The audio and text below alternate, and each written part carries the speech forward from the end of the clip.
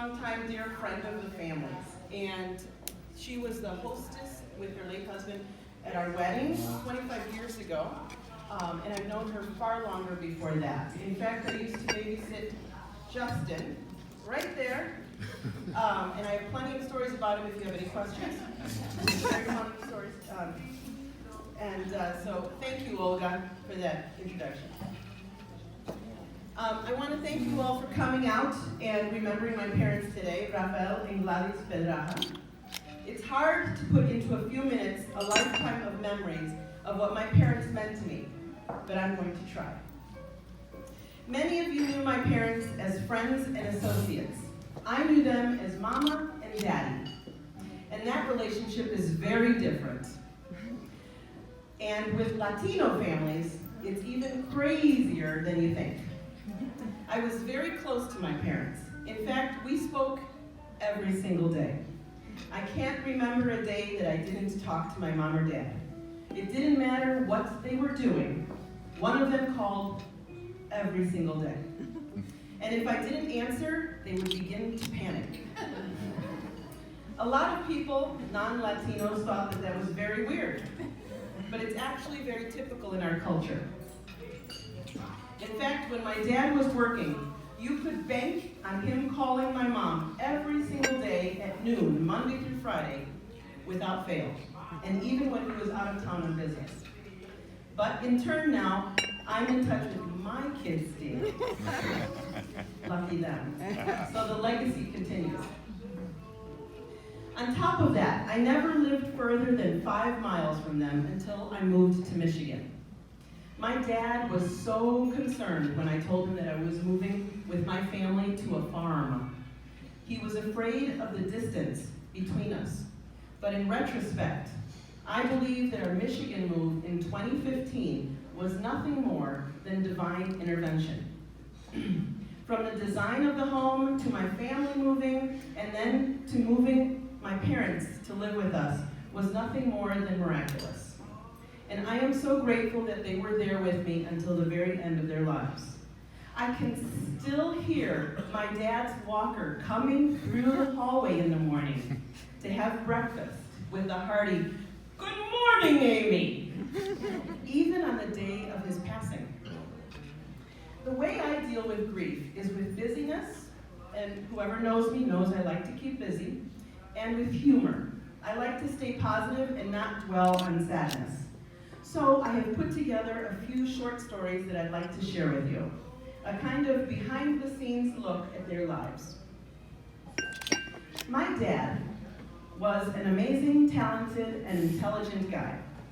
He was the only one of his 9 siblings to not only go to college, but to also graduate, receive his master's and his doctorate in biochemistry. He was vice president of Booth Fisheries for most of his career before they were bought out by Sara Lee, where he retained an executive position until his retirement. He traveled the world over on business, and our home was a museum of his adventures. Retirement did not hold him down, as he became an author, a poet, and a consultant in the food industry, and was almost busier than before. I went with him on many of his local consulting jobs. I admired his work ethic and aimed for the same success. I was on the right path as a corporate trainer, and I traveled quite a bit myself on business until I was derailed by getting married and having 2 kids of my own, and then devoting my time to homeschooling. That's a decision I will never regret, because my dad was a huge part of that process, and he loved sharing his knowledge with my kids. When they went to his house, they called it fun school. He shared his sense of humor and his nuttiness with my kids. To them, he was known as Baba. My dad was a practical joker and passed his sense of humor on to me. But yet when I played practical jokes on him, he never saw them coming. He fell for them every single time. My mom was my accomplice. She always knew what was coming.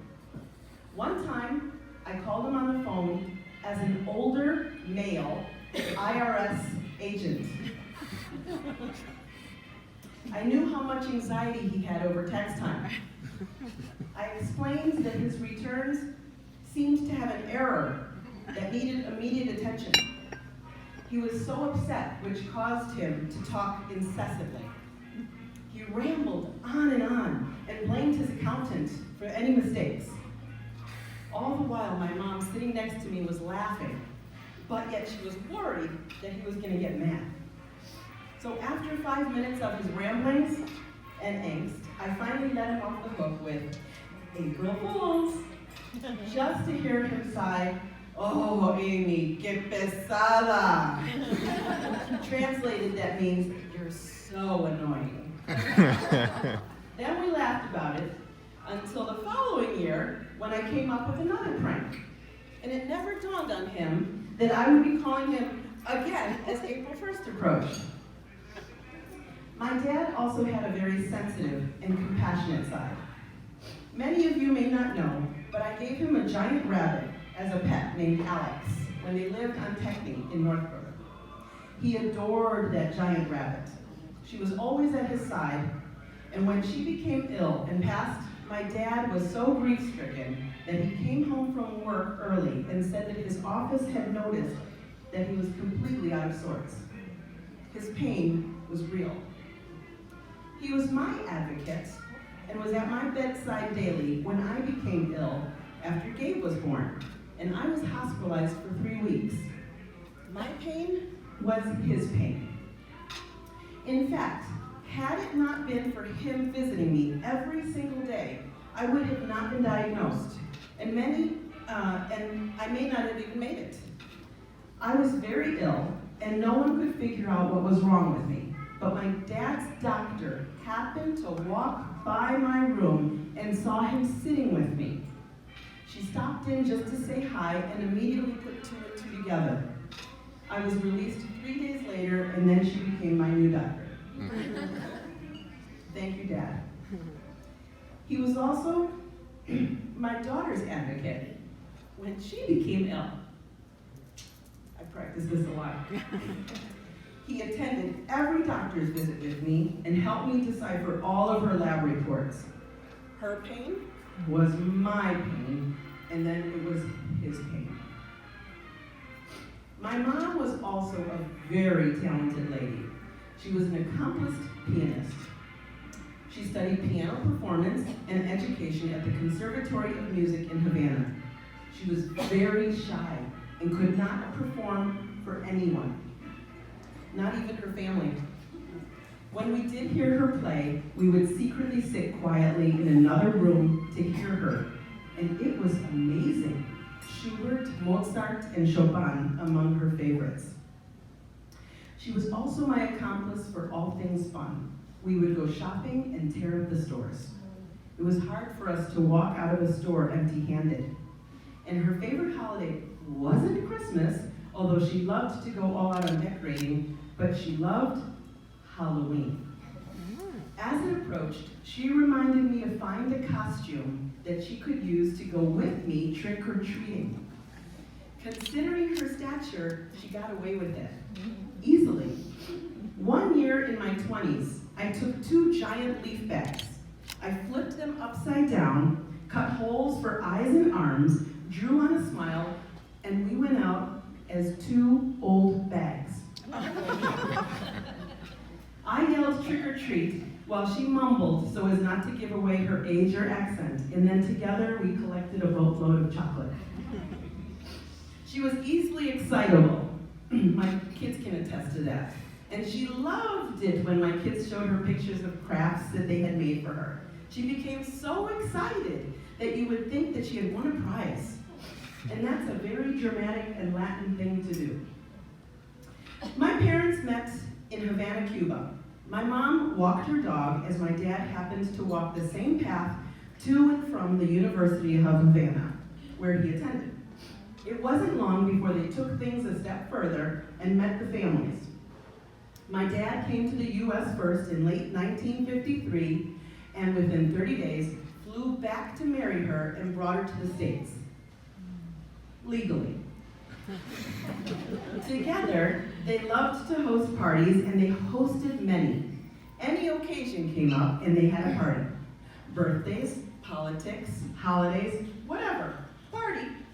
My dad liked to cook the main dish, which often included seafood that he loved. One time he got a little heavy-handed with the hot sauce. Now remember, Cubans don't normally cook and eat a lot of spicy foods.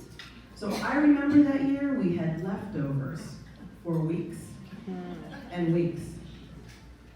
I'm so grateful for so many fabulous and funny stories.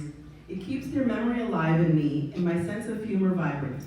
I am also grateful for my heritage and how blessed I am to keep it alive with my work now as a Spanish interpreter. I think of them often at each assignment I go to, and I wonder how they would interact with my clients. My dad, he'd probably interrupt, create his own conversation, and take over the whole session. My mom would just throw her arms up in the air and think that the English speakers were all crazy. It was truly a privilege to spend the last few years with my parents.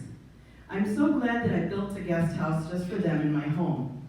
But after my dad passed, it was hard to relinquish care to a skilled nursing home. But my mom required more than I could provide, even with help at home. However, I found the best home possible. She had the best care and the staff became family. I spent a lot of time there, and getting to know the residents was a joy. Taking care of my parents was hard work, but in retrospect, it was heart work. Watching them both take their last breaths and being the last voice they heard was difficult, but I hope that it was comforting for them to know that I was there. Many of you may not know, but only 18 days after my mom, their dog Squiddy passed. This little dog knew exactly that their condo in Wheeling was at the end of the long hall and would run out of the elevator to an awaiting open door filled with hugs and kisses. He missed them both so much that I don't think he wanted to be without them any longer. So now they're enjoying each other's company, free from pain and full of memories of years gone by. As for the Christmas ornaments that you picked up, my dad was known as a hat man. He never left the house without a hat. The hats on each table in the centerpiece are from his own collection, and he had a collection of over 50 hats that I could count. My mom loved gardening. She had a green thumb like anything else and belonged to her neighborhood garden club. Together, they make up their essence.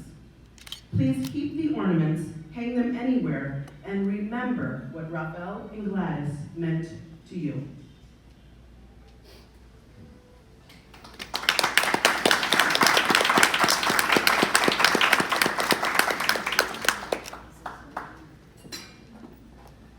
Very nice. Very nice.